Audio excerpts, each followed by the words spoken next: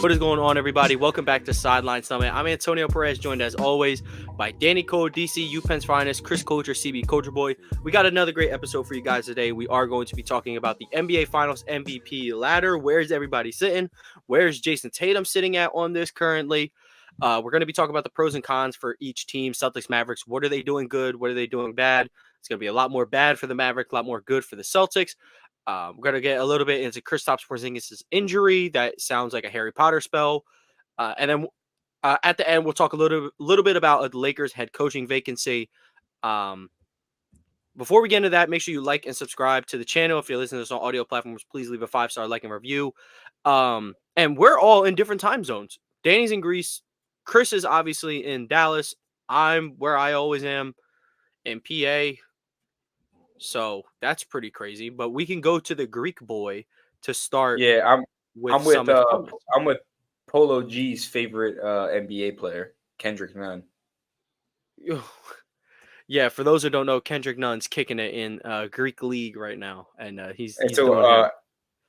We are they're playing the Greek League finals tomorrow. It's about 5 minutes away. We're trying to see if we can get tickets. So that would be a summit if we could see the Greek League finals. Apparently, Giannis comes and plays for like a Greek qualifier in Greece in like 2 weeks. That's tough. That's tough. Yeah, I would say because I would assume they still have to qualify for the whole thing. So I mean that's still dope though. It was shocking that in the group chat, Danny texted us. He was like, "Do you guys know that Thanasis is bad for like Greek standards too?" And we're like, "Yes." This is the biggest nepotism situation of like all time. He's literally getting paid millions of dollars just because he's Giannis's brother. Yeah, literally one of our like peer group people. They were like, "Yeah, I was in a gym shooting with Thanasis, and I made more shots than him. And he like out of 25 shots, he said Thanasis made 3." Yeah, man, and it sucks because his other brother, Kostas, had real potential, but I'd be lying if I knew what he was doing right now. Like if I knew what was up with him, but Thanasis is like no. Kostas is playing in Greece. He's playing with Kendrick Nunn. So that's dope. That's a good duo right there. Love me some Kostas ball. So do you have any Plummets being on the other half of the world? Or I do. I'm gonna steal yours. JT Realmuto having meniscus surgery. He's out for a month. So knowing that guy's from Oklahoma, they said that he saw the Phillies change their logo back to the Pride Month logo and got meniscus surgery. Well, it's not a. It is a surgery. I'm not saying you're wrong, but it's a cleanup. It's to go in there. Yeah, he's getting a cleanup. He'll be fine. Yeah, Rothman plugs. So yeah. I mean, yeah, but I think that's Jacob Tyler will be okay. Yeah. BCIB. Well, we can go on to Chris, known Las Vegas Aces fan, who his team is off to a super questionable start, but certainly not Asia Wilson. But the point is that Chris has a summit and plummet for us. Maybe I do. Well, before I even say my summit, I was looking at your screen. Your lizard in the back was trying to get out. Tatum was trying to get out. I watched him climb up there, and I was like, "You can make it. You can make it." I was saying in my head, but I wouldn't do it. So anyway, that's my summit. He sees his reflection, and he thinks it's another. He thinks somebody won't smoke. I'm with dragon. He's just like the real Tatum. Thank you. He thinks Jaylen Brown trying to steal his shine. So get out of here, loser. But yeah, okay. So a summit employment. Okay. Well, summit is about tonight. Honestly, two of my favorite WNBA players are going against each other. As Tom mentioned, I'm a big Aces fan, so Asia Wilson and Ephesian Collier. They are playing today. I think that's going to be really, really lit. There's also a lot of good players in that game. Is she related to Isaiah Collier? No. Really? That would be cool though, but no. It's like a player. I wondered hooping in the DNA. That'd be lit. Yeah. They'll be lit. But she's an elite. So I think tonight's game is gonna be good. So I'm excited to watch that. Another I'll just do double summits. This weekend for TV is elite. You have The Boys is Thursday. The season 4 premiere of The Boys is Thursday. House of Dragon is back Sunday. And then Javante Davis fights Saturday, I want to say. It's a packed weekend of just sport and good TV. So I'm excited for that. Looking forward to that. I have to watch episode 10. Just reran House of Dragon to finish it up. And I finished up The Boys rewatch like last week. So I'm excited about Chris, that. My son. Have you watched Tires yet? Shane Tires? No, I haven't. It's on my list though. That whole entire series is all about like the area near us. It's really Tony, the tire shop that they work at. It's called Valley Forge Auto Parts. Damn. Well, yeah, I'm gonna check it out. That's on my list I though. don't know how close that really is to us, but I guess in the grand scheme of in a vacuum, yes. Mm-hmm. Like no, they bring up like Springfield. They're like, oh, like let's go to the Springfield shop. It's pretty.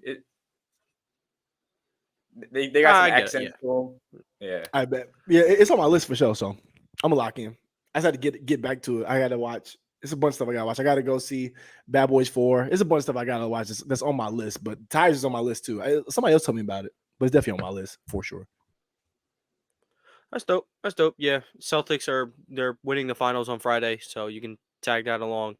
And then on Friday, yeah. 66 days in between each game. Jesus Mavericks Christ. haven't shown me anything they can do to win a game, so my boys will be doing that parade whenever I'm out.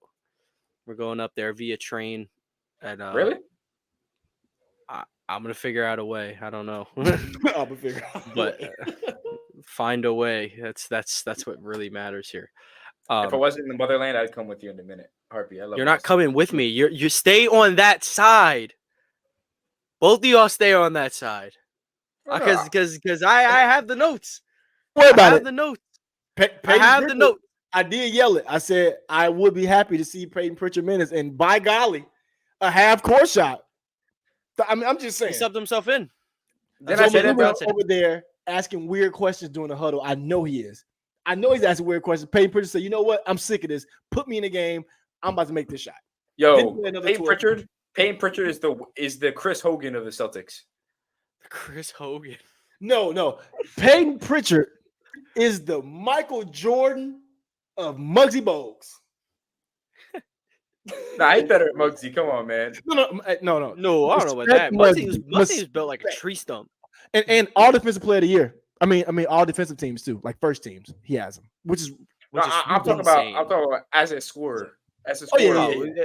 Peyton Pritchard is better than some of your favorites as a scorer. He's better than some of your favorites. Yeah, Peyton's a bucket. To be quite honest. Yeah, that's my guy. If you put Peyton Pritchard on the Sixers, he's the third best option to score. Yep. Y'all would love him. Y'all would love him. I'm telling you.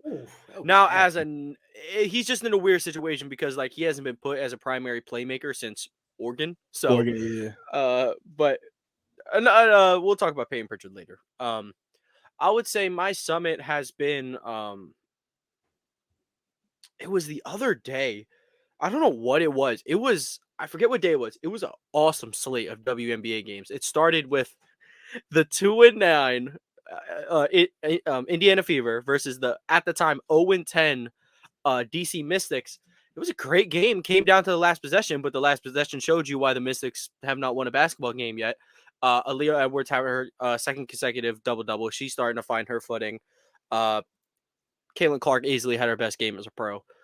And then after that, the Aces got caught off guard with the Storm, except the Storm is the only team that could beat the Aces by double digits, then turn around and get destroyed by the Lynx. But they said that inconsistency in the lineup is going to happen. They said Cameron Brink has the best PR team of all time.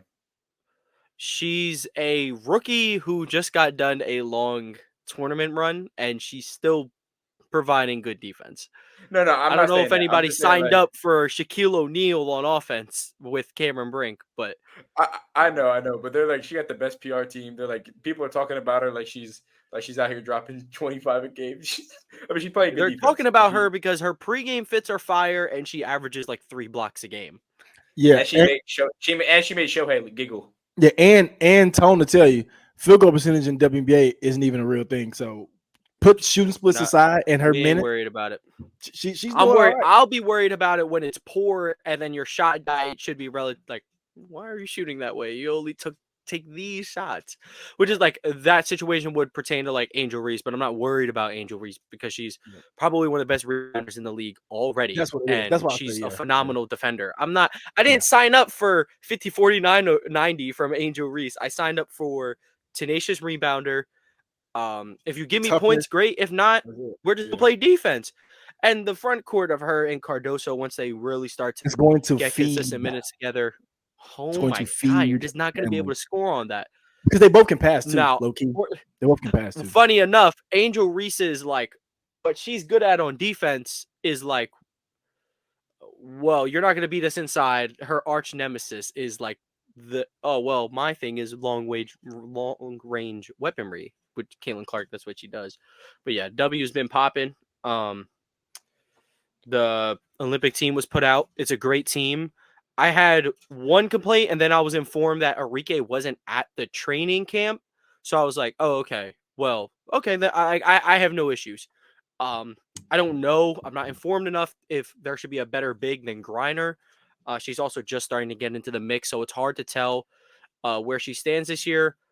Taurasi's been good for, an 86-year-old. So not complaining there. I'll say, Chris, it seems like you do have a better option. That's my only complaint.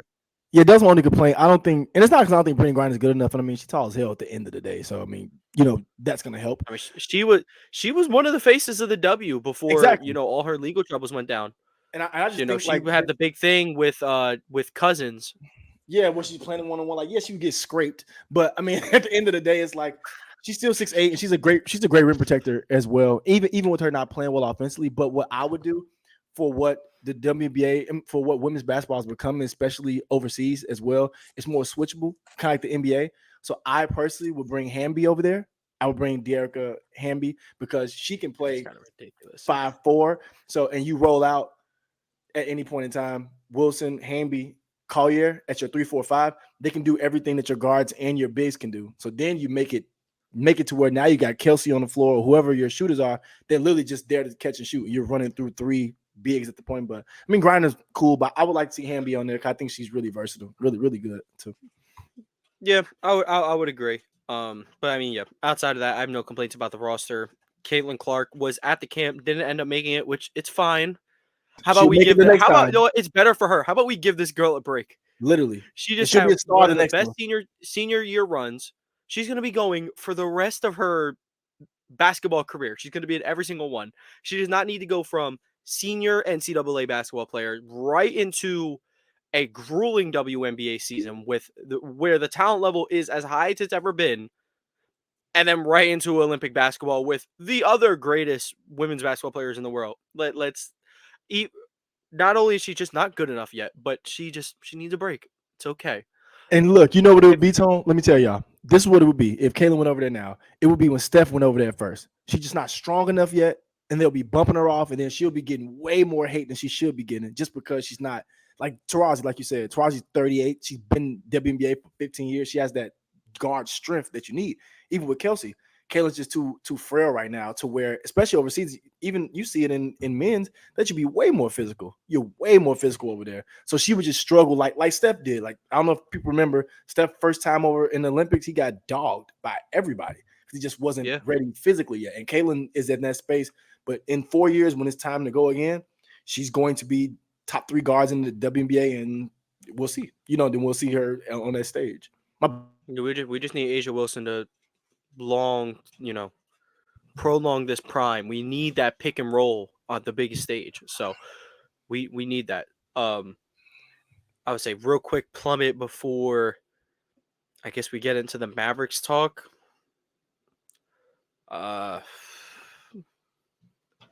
I woke up game 1 in the NBA Finals and they were talking about the Lakers, but that's really it. First Take just sucks. Why is there a segment about LeBron unfollowed Kendrick Perkins? Good for LeBron. Why are we talking about the segment today? Because I tuned it on for ESPN2 so I could watch numbers on the board at 2:00. their last segment is like, would you buy a game-worn pair of Tom Brady's pants for $100,000? What? Like, what are we talking? Why is this even relevant? The NBA Finals is on. I know you can run a 2-hour show just about the NBA Finals. There's way too much going on to be discussing that. But I digress. Let's talk about the Dallas Mavericks, who are down 0-2. Lucky for them, series does not start until someone wins on the road. But I want to move to Chris. What? Because there's not. I want to say there's not a lot, but there's a lot more for Boston. What has Dallas been doing good so far that they can build on to hopefully get a win in these next couple games? Showing up to the game on time, like as soon as it starts, making sure they're on the court, and trying to put the round basketball on the rim. I don't know, but in reality, I think I think what they've done well, if I can say so, I think they've adjusted from what they were doing well the first 3 series, right? Like everything was get to the rim or get to a spot to where you can involve your role players with isolation. I mean, with pick and roll basketball, with lobs at the rim, things of that nature. But the Celtics are a different type of team with how they guard, their size, their length, how they play you. So they had to adjust. And I think they've done well in adjusting. Like I said, the Celtics are going to force you to take tough shots. That's why their defense is so good. So you're going to have to make some tough ones. Luka's a great tough shot maker. And y'all know I'm a Kyrie fan, so this may sound gas, but he was 6 for 16. He makes 3 more of those tougher shots. The game's totally different. I mean, you can say that about a lot of things, but it's just as a tough shot maker, you're going to have those nights. That's why Cole had nights where he went 6 for 24, where you had those type of times. So, but it's just against the Celtics, you can't do it against a team like that. They're too good all the way around. So I think what they've done well is be able to adjust and work on the fly. I think they're just going to have to just rest on what they've been doing and not try to just make a too big of an adjustment for game 3. Like, you know what I'm saying? Like, just rest on what you've been doing. I think your role players have shown up as much as you can ask them to. I think if Kai's better, then you can possibly have a different outcome in one of those games.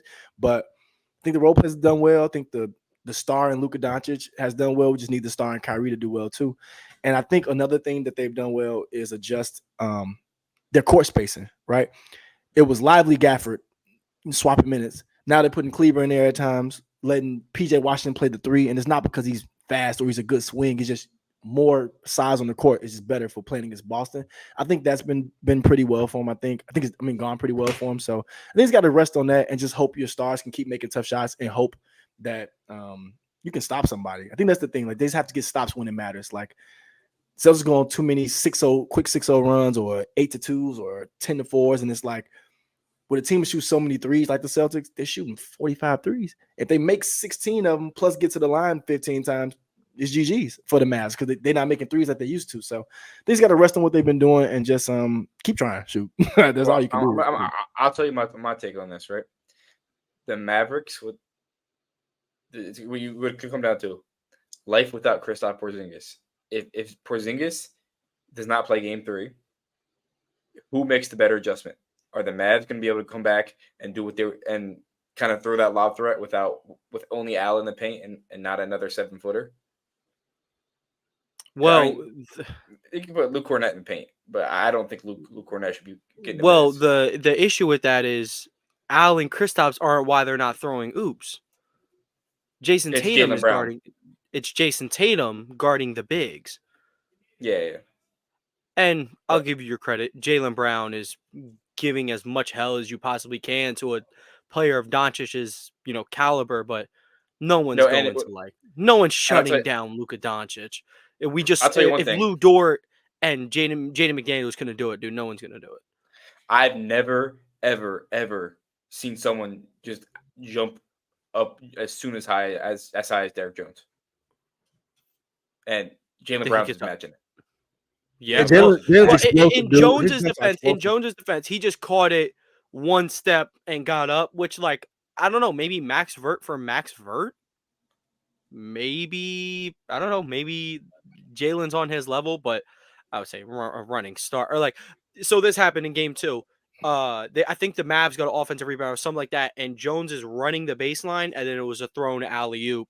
Yeah, you're not meeting that in the air, but off one step, it's possible. Maybe Derrick Jones I'm pretty sure Derek Jones is a 1-foot jumper. He's a I think. 1-footer for sure. Yeah. So For off, sure. off the 2 foot against Jaylen Brown, known 2-foot jumper. Exactly.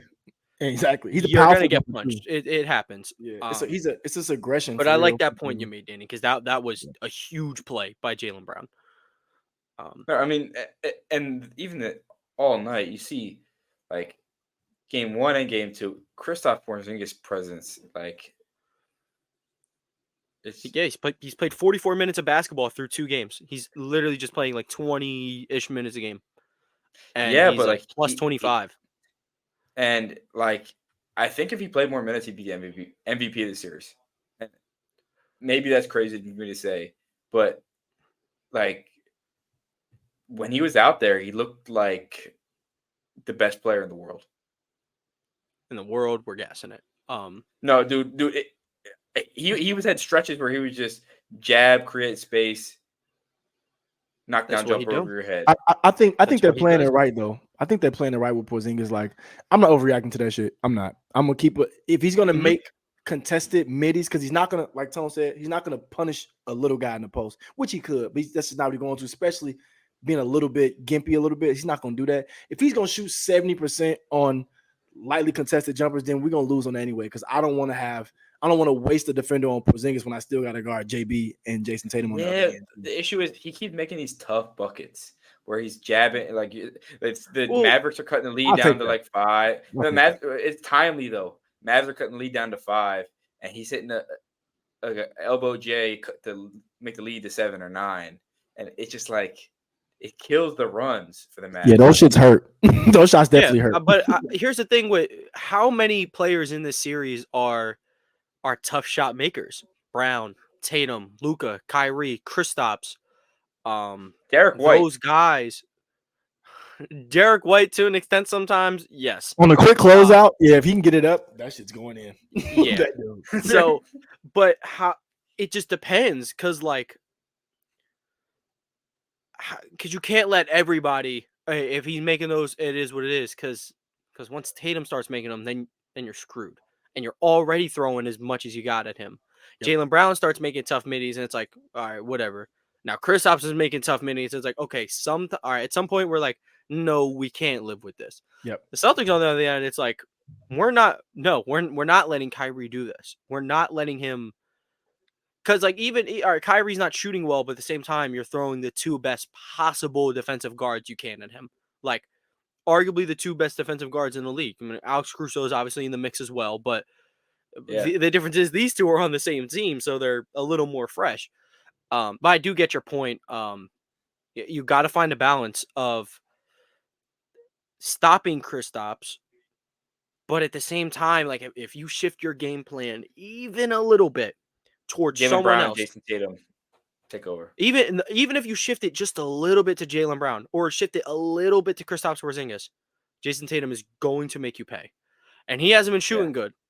That's another thing. He hasn't been shooting good, and you're down 0-2. What are you gonna Did y'all do? see the video of the guy? He's like point of view Jason Tatum shooting threes. He's like, I actually seen a very interesting video about that today of why it looks like he has a hitch in his jumper. And it has something to do about where he starts with the ball and how his hand is. So apparently, let's just say I'm holding this near the waist. A lot of people, they have it ready with their hand bent. You know, like Dame starts it like this. KD starts it like this. Tatum starts it. His hand isn't bent. His hand is just completely over top of the ball. And then he has to bring it all the way out to get and his then get wrist his hand bent like back. that and then let it go. Whereas Oh. other people, it's already bent, so they can just go straight up. But him, Yeah, Sam Hauser, he's got to bring it out first. Yeah, Dude, Sam Hauser, it's catch. a shot. Yeah, it was a no dip shot. That was phenomenal by him. But that's the thing with Jason Tatum. And so what I noticed and what another dude pointed out was Drew Hanlon, his trainer, shoots the same exact way. Now I'm not gonna say he's always shot this way. Even at Duke, it was kind of the same way. He was just a lot leaner. So I don't want to say, if it ain't broke, don't fix it. But it's broke right now. But like, you're not going to change your jump shot in the middle of the NBA Finals. That's not what we're going to do. The only time I've ever like even heard of something like that in the middle of a playoff series was RJ Barrett, where he changed his shooting pocket like ever so slightly to the left, and then he just started shooting like 40% from three. But I don't know with Tatum. We'll get to Tatum in a second. I want to talk about some Mavericks. I would say we kind of talked about Mavericks cons though. Kristaps Porzingis is just annihilating them in 20 minutes of basketball. They aren't generating open looks on the other side. Let's talk about their offense struggle. We talked about their defensive struggles. They can't handle nobody, and Tatum hasn't been playing well. So let's talk about offensively. I'll tell you what the offense's biggest struggle is. Luka Doncic is the only player on the Mavericks that has multiple three-pointers. Why do you think that is? PJ said it today. PJ said we're missing our looks because it's late shot clock or it's a bad look. Why is it late shot clock? Because Kyrie and Luka, I love Kyrie Irving. I really like Luka Doncic. Two of my 5 favorite players. They're playing a game of unlimited dribble one-on-one and then realize, I'm really not beating this guy. PJ, save me. Or Derek Jones, save me. And when these guys can't, and I'm not, because Luka's been playing like this all year. So this ain't me attacking just him. But you got to give the Celtics credit. This is what they wanted. Luka, you won't be a good, you can't be a good playmaker this series. It's going to look like everyone else is playing bad. But truthfully, we're just not going to let you get them the ball. Kyrie really wants to play one-on-one, but we're going to try to force this out of your hand. And if you don't want to force it, you're just going to shoot bad. So, oh my God, dude, Kyrie Irving is he's getting plucked. He's not making the easy elbow J's. These are 4 of the best guys you could throw at him. Like, absolutely. And I think the Wolves series. The problem is, I thought that Kyrie would get the advantage at least sometimes against Drew Holiday. He hasn't gotten any advantage. I'm not gonna lie. Like, Drew's the only dude in the offseason where he's not practicing his J. He's hiring dudes to clamp them up. That's what he's doing. It's Peyton Pritchard actually hires players so he can bust their ass in the offseason, except he's getting to a bucket. Him and Drew would like when Drew gets to spend a whole summer in Boston, him and Pritchard are going to get along nicely. But no, I do get your point. I mean, you expect a lot more out of Kyrie Irving. You expect at least a little bit more out of the role players. Dare I say PJ Washington isn't playing bad. The 3 isn't there. He's not playing bad though. At all. He's been their best. He's been their best defender, if that means anything. And PJ Washington, like 15. Dude, PJ Washington is like a Tobias Harris variant. Mavs fans are gonna hate him when he plays bad and when the 3's not going down, but he's gonna play good defense. He's gonna you mean play hard. You mean in that aspect? I was like, I think he's a little better than Tobias. I mean, that's pretty rude. No, if you're talking from like a fan standpoint, I get you. Yeah, I agree. I do like your point. He's a little bit better. Yeah. I do like your point that like Luka's the only dude who's even made multiple threes. He's kind of like the only dude showing up offensively, but it's like I don't want people to blame Mavericks role players because it's a little bit of them. Yeah. It's a little bit of Luka getting the ball out late, and it's a lot of the best off-ball defenders in the world. Jason Tatum, I've said this for years, his off-ball defense, some of the best in the league.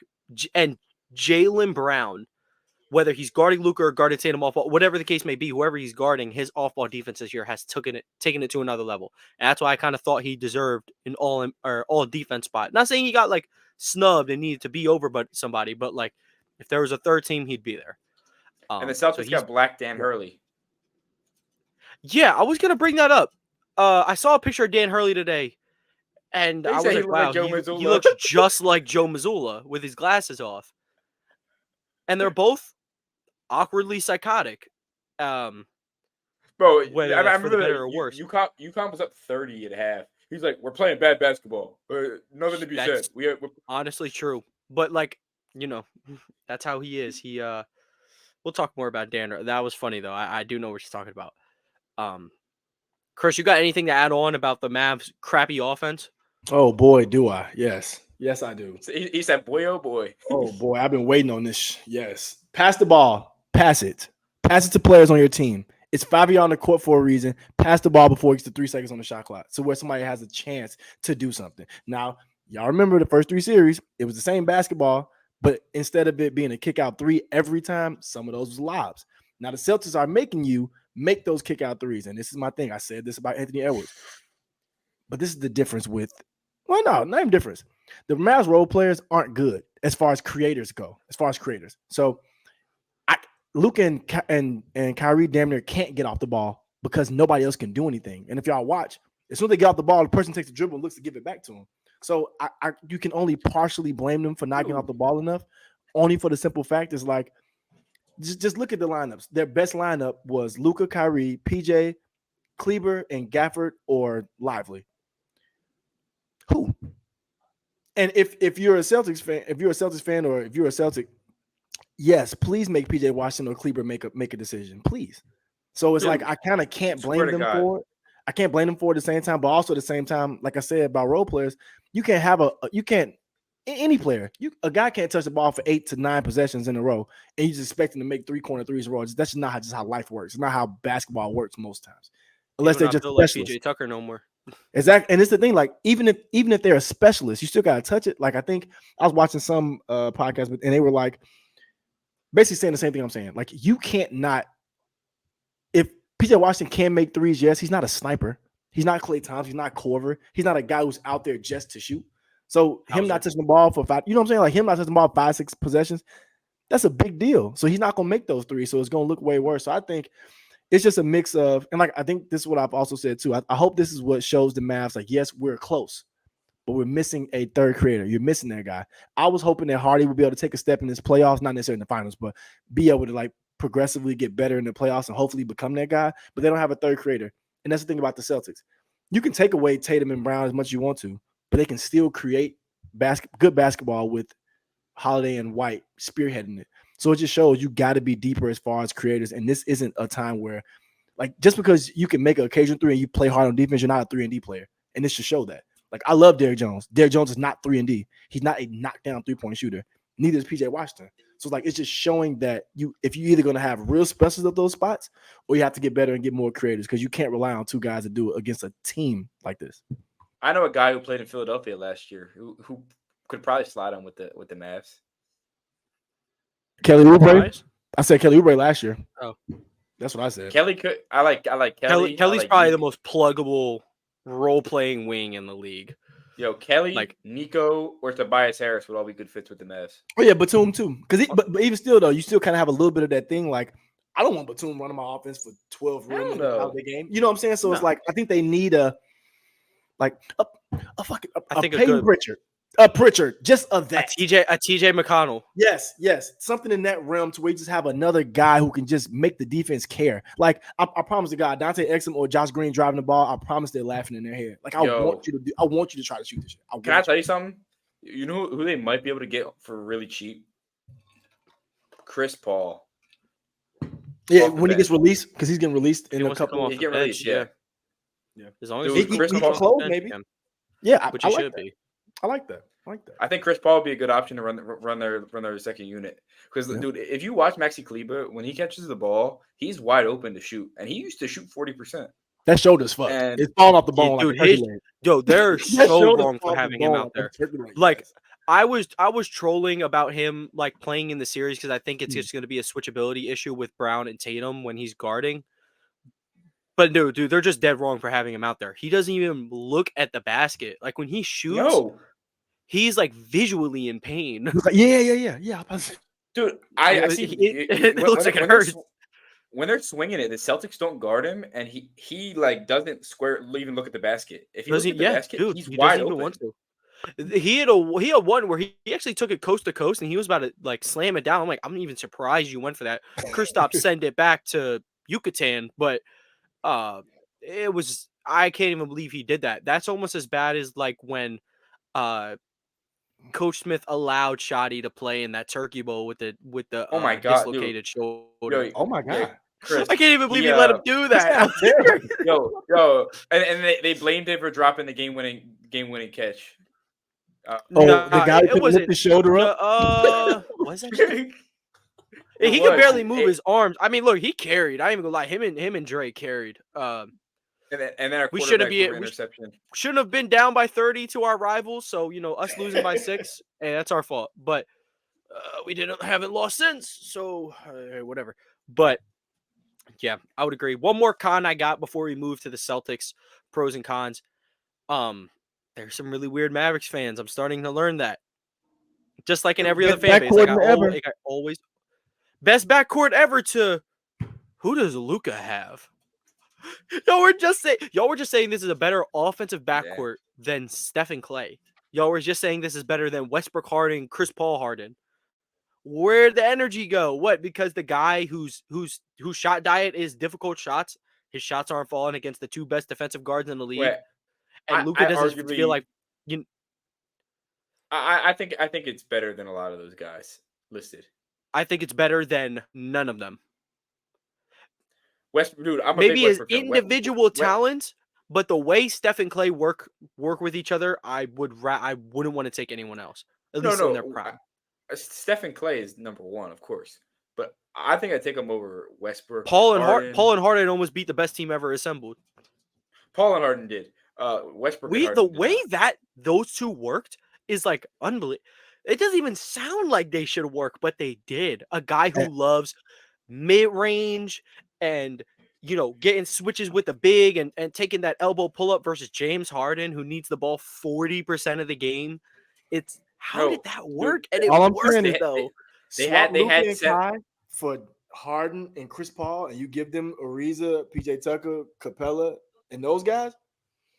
I think that's way better because if you replace Ariza just with fucking Kleber or Exum, I think this is a whole different ballgame because they don't even have to guard 3 out of 5 guys out there. But I think to your point, those other 3 guys, they can't create. But because Harden and Chris Paul are 2 of the greatest creators for other people that this game has ever seen, you don't even need that 3rd guy. Now, Kyrie's a good playmaker. He just don't want to pass the ball, but I promise you he's good at it. I watched the match average 7 assists in Boston. I know he can do it. I think the Mavs can change the tide if they take care of these few things in game 3, especially because Chris is going, right? He's watching the fellas go up. I will be there. And I'm wearing my Kyrie shirt, but I have a Jason Tatum Kobe mixed headband. I mean the armband. It should be He's gonna need that. Get that to him immediately. With the yellow 0. I got that coming. When he wear that purple John, it'd be killing me. But let's move to the Celtics pros and cons. Let's start with the cons. Like the cons is when the Celtics win the finals, Tatum's gonna recreate the Kobe picture. And I'm gonna I'll be there and I'm gonna hang it right on this wall. It's gonna go right here. he's gonna recreate the Kobe picture. I hope he's enough self-awareness not to do that. Oh, he's doing it. That's the first thing he's gonna do. The first thing he's gonna do. I know for a fact. Here's the thing: the story behind the picture. Here's what I really hope for. I hope that he is such a Kobe nerd that he doesn't recreate the picture. Like, why didn't you recreate the picture? He's like, because his parents weren't at the game. That's why he was like that. So why would I recreate a moment like that? I hope he's that big of a nerd to do that. Tatum, I'm taking the step further. When I take the picture, because I'm taking it, the second slide is gonna be that Tatum text. Everybody been trolling, sending when he texts Kobe, that whole thing. It's gonna be that. It's gonna be the final score. I would go overboard if I'm Jason Tatum. He gonna send Kobe text in the picture. Yes, bro. Yes, I'm doing it. I'm sending text I finished the job. Now cry about it. Everybody else. He said, "I told you, I got you." Yes, bro. I will be insufferable if I'm Jason Tatum. He will become the world's most hated basketball player. Not by me. I would love him more. I'm like, Tatum, you the best player of all time. Because if you troll that. Here's what he's got to do. He's got to do everything at once. He's got to do the shirt rip he did against the Suns. He's got to get up on the announcer's table and do the full arm spread that he did when he won ring number 5. He's got to take the pick. He's got to sit in the trainer's chair with JB like him and Shaq did. He's got to hit. Do that for no reason. He's got to do it all, man. Derek White hits a 3, sets us up 23 with 3 seconds left. Yeah, he's got to hit one of these. Like, dude, it's gonna be Wait, awesome. have y'all seen the edits of Kobe going flying from who was that? The inbound. Who was it that inbounded it on the Clippers? Oh, from oh damn, I thought you saw. What are you talking about? He faked the pass. Kobe sitting there. He's rocking back and forth. That was Matt He Barnes. faked- Oh no, that was Matt Barnes Matt when he Barnes. was on The Orlando. Magic. Yep. Oh, it was in the Magic. I remember Yeah. Matt Barnes as the Clipper. Sorry. They said Tatum wouldn't do that Same so bad. He needs someone to Yeah. try him. No, have y'all seen the videos of like they edit Kobe going like flying? He throws the ball at Kobe. Oh yeah, Kobe like goes- they edit it to where he actually gets hit. Yeah, I've seen that. All right, Out of pocket, man. I'm telling you, man. Tatum takes this Kobe fandom to like the next. I mean, look, here's one of the Celtics cons. It's that he is a Kobe fanboy. So he went 6 for 22, led the team in love it. shots. By far, did not lead the team in makes, but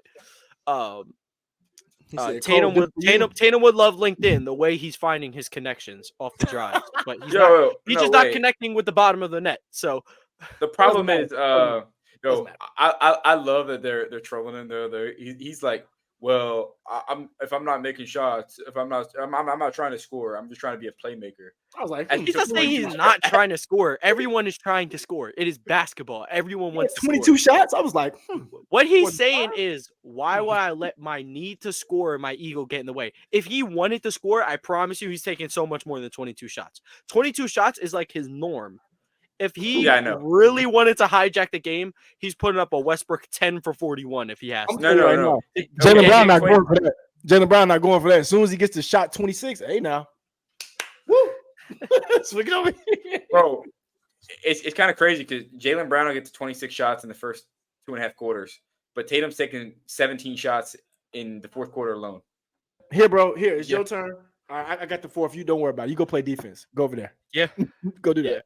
But I will say, yeah, he honestly, one of the Celtics' only cons is that he used to shoot better. I really can't think of anything else. I mean, they had I their do. bad I have shooting one. night. They had their bad shooting night and they won. So I have an easy one. Kristaps might be out, and you might have to play Luke Cornett. they didn't play Luke Cornett last series. They went with a smaller because it. I don't know why you keep saying we have to play Luke Cornett. You Why don't would have we have to, to play but- Luke? Or Why Memphis would we? legend But Xavier why Tillman. would you? Because I'm gonna be Oh. honest with you. They can run no center lineups. They can do it. Bro, You can run Brissett out there, and he just guards whoever Horford. He can just go guard Derek Jones because Tatum's been taking the center responsibilities. Is it going to be a little bit more on him defensively? Yeah. So, but luckily you'll have Horford to switch it up sometimes. What they would Yeah. go to too, what the Mavs would go to is they would try to go smaller, and that's Kleber at the 5 or something like that. And I think it works with Brissett and Tatum. Like you can, and it kind of takes away from the Mavs being able to just hunt people pick and roll. Like I'm not saying Brissett's the greatest defender, but he's a smaller than a big, so it's just be a little more difficult. I think, or they could play Memphis legend Xavier Tillman, or I like they that. can play Alabama legend JD Davison. JK, I just seen him. He was in street clothes. He was in street clothes. Never Yeah, mind. T2 Yo, two-way Chris. legend, man. Damn it. I saw the funniest thing. They rebuilt the Celtics in 2K, but they Mhm. traded every player, but they Except kept Nemias Queta. Nemias Queta. Nice. Tony saw the same video. They kept Queta. Anytime I do anything to Celtics, the first person to go is Jaylen Brown. Unfortunately, I send him right to Sacramento. No, Chris, You go over there and do you what you know want. what I do have some stats for you guys though. Before we get into the stats, Chris, we need to tell Chris who was on this team. They had Devin Booker. I remember they had Devin Booker after everything. On the Celtics, Yeah, it was so lit. That Yeah, would so feed good. didn't Tim. get worse. Brown for Booker That's- straight up. I'm taking it. Call me. I'll talk to him Immediately. before you had no words. Immediately, dude. Yeah, I look. Devin High Booker is school better. bandits together? He is better. Devin Booker is better than Jaylen Brown. The reason why that can't happen, those two are going to be drawing up Kobe Wattpad stories together. We don't need that. We Do you know the don't. light Need, skin aura? they're gonna get mad. They're gonna get mad. They'll win a title together. It's like, no, I want to take the Kobe pick. No, I want to take the Kobe pick. And they're gonna be competing doing random fadeaways for no reason. That would be cinema. Cinema. Oh my god. That would be Like cinema. Like they'll be like, light-skinned who's Boston. Shaq and who's Kobe? Literally. It'll be the first time where someone's like, I don't want to be Shaq. I want to be Kobe. And it's like, no, you're Shaq. No, I don't want to be Shaq. It'll be the first time that's ever happened. No, shoot. That would be hilarious, bro. In the 10 games this playoffs that Jason Tatum, or that the Celtics have not had Kristaps Porzingis, Jason Tatum is averaging 27 points per game on 45% from the field with 10 boards, 6 assists, a block, and a steal. I don't know if that means he's like, oh, I don't have Kristaps. Maybe I should really put the ball in the hoop, because the other stats are relatively the same. But I'm not sure, because it's not like Kristaps is taking shots away from him. He's taking the same amount of shots that he always has. But yeah, a con is that we gotta stop with the we. The Celtics, they might be without Kristaps. He's day to day. He is questionable. Someone did find a video of him walking, laughing. He did the Pops meme, which is the first thing everybody noticed, because he was just walking and going like this.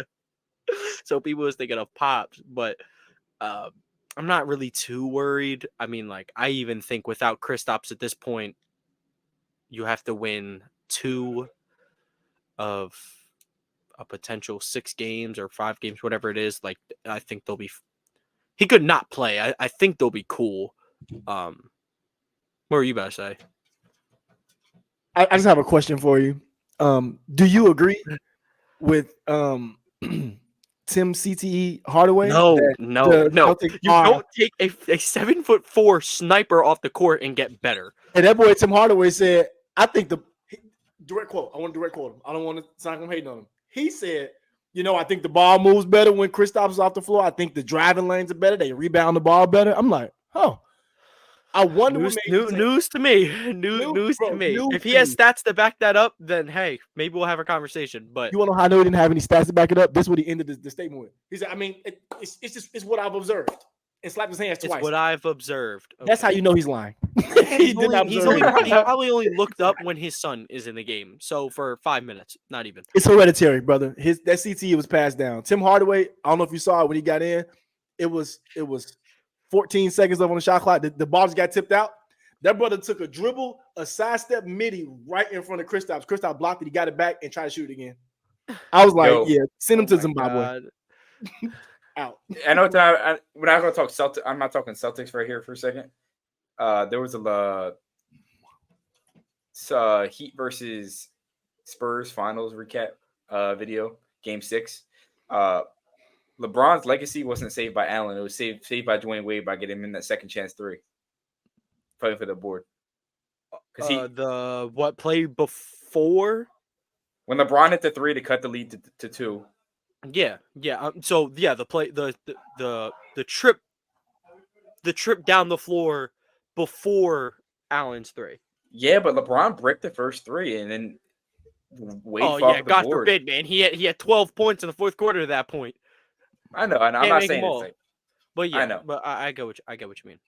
Tim Duncan had a horrible overtime. Let it be known. It was Kawhi's team at that point.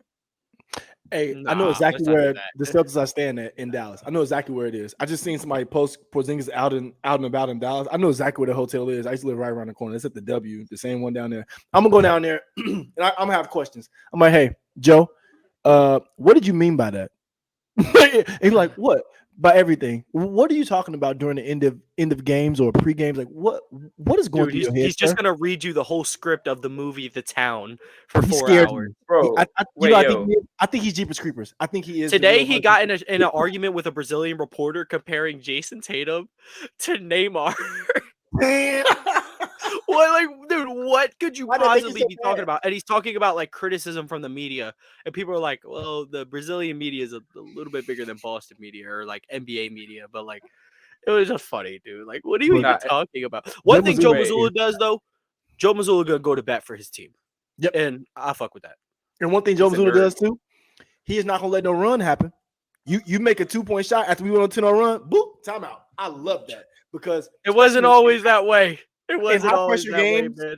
And that's why I respect it, because I think, well, I don't know, you know better than me, but I've seen him in high pressure games. I feel like he understands obviously because he played basketball at a high level in college and played for Bob Huggins at West Virginia, one of the greatest college coaches of all time.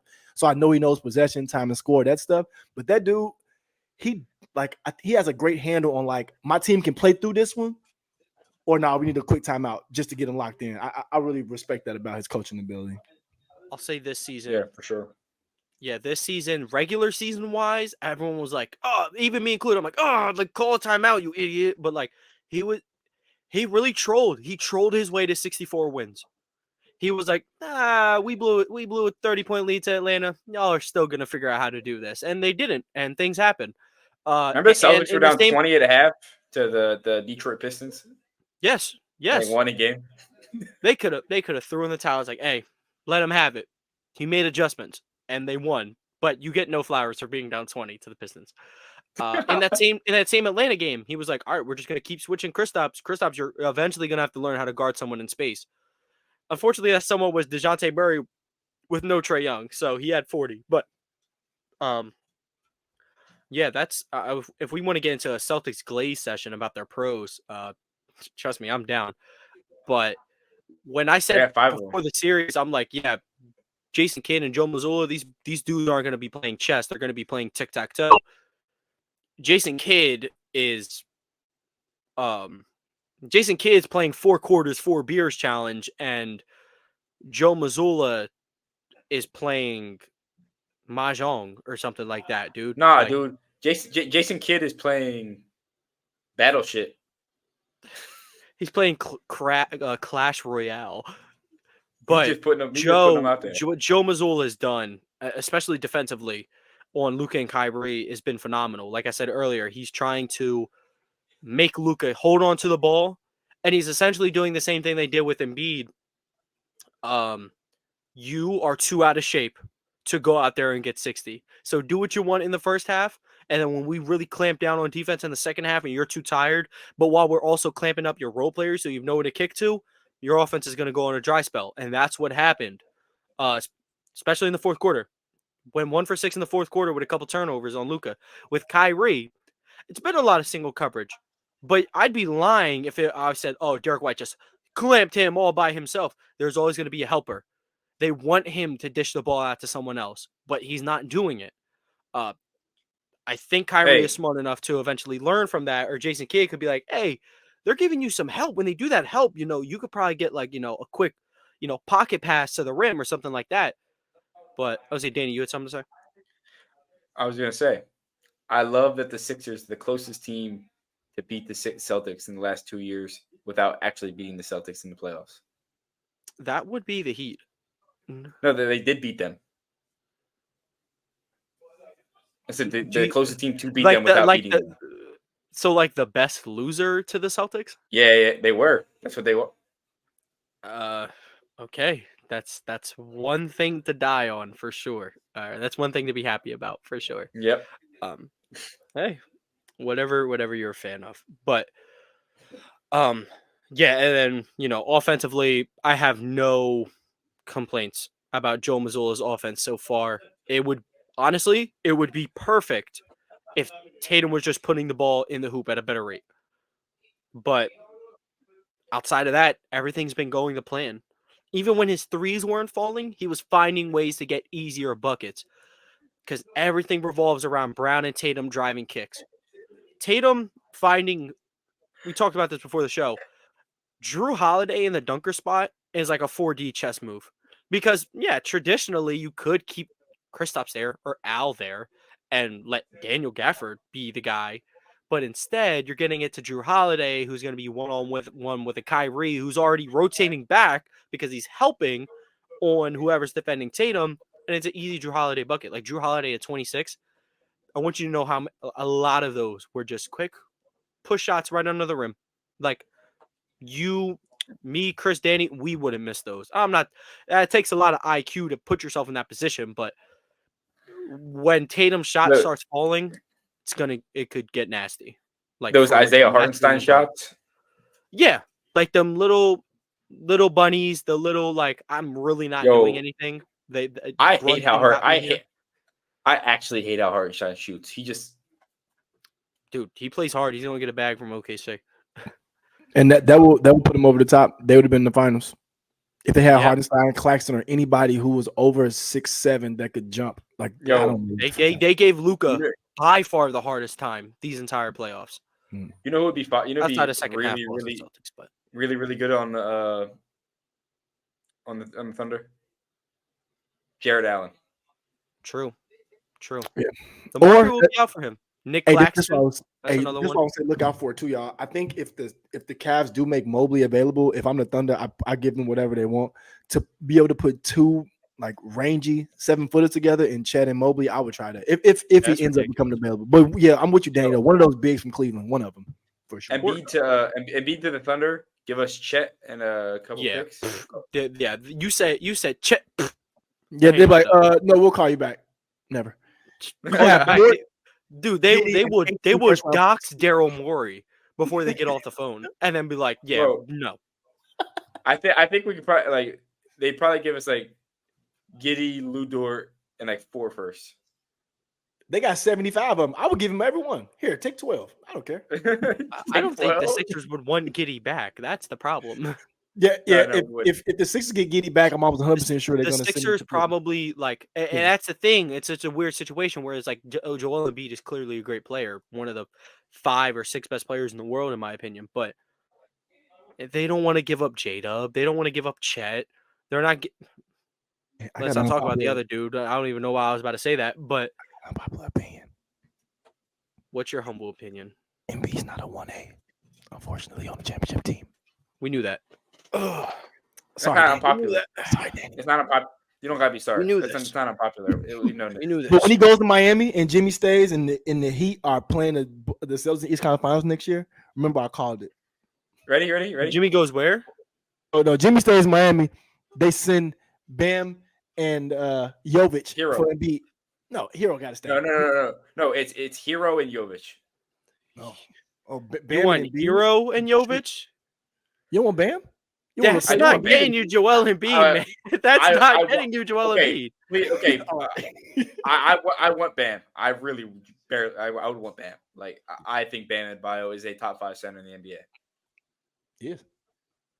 But you're not getting Joel Embiid unless you give up Bam Adebayo. And even then, the Heat probably are like 30-year-old, injury-prone, non-playoff shower upper. I'm good. Actually, I don't know, dude.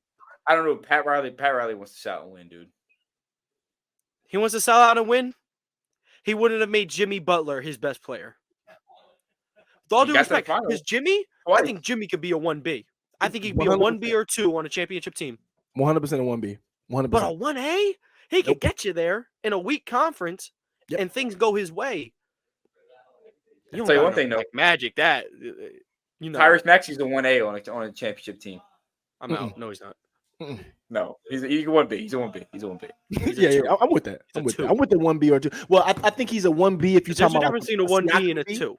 Is Siakam a 1B or a Siakam a 2? I think Max is a little bit better than that, but he's not a 1A. 2. What do you think? Siakam would have. Siakam can be the second best player on a championship team. I think Siakam's a 3 on the championship team. That's my thought. I'm a Chris. He was a 3, but that was also like a Siakam before his prime. True.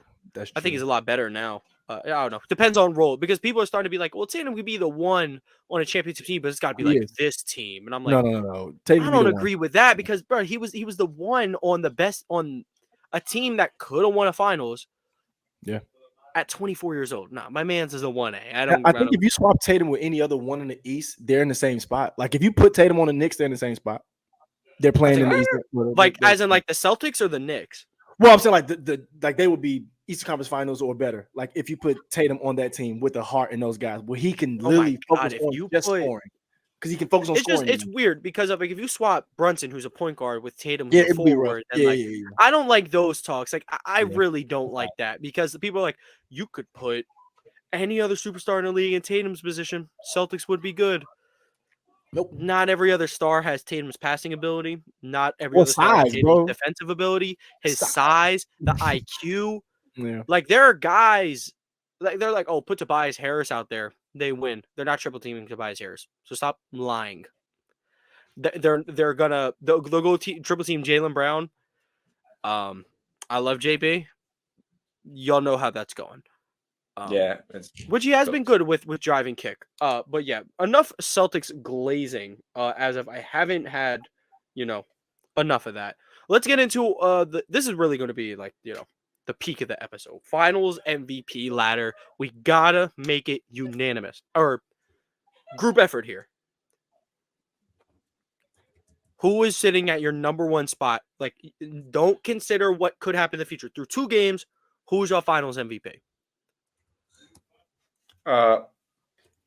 After 2 games, my Finals MVP is none other than Jaylen Brown. I don't think I have Jaylen Brown as well. Damn it!